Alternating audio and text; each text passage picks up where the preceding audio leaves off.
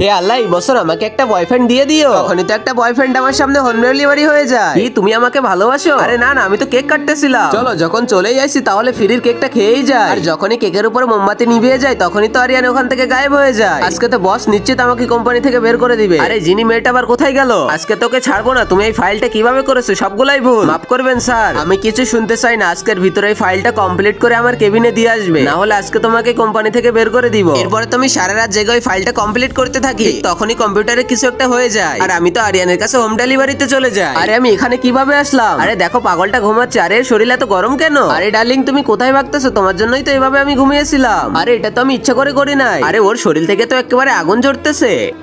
এই কার্ডের ভিতরে যার ভাগ্যে যেটা আসবে সেটা করতে হবে। চলো জিনি, এবার তুমি ওঠাও। আরে এর ভিতরে লেখা আছে তোমার বয়ফ্রেন্ডকে একটা কিস করতে হবে। তখনই ওখানে আরিয়ান চলে আসে আর আমাকে ওকে কিস করতে যাওয়া লাগে। আরে ভাই দেখ কি হইতেছে।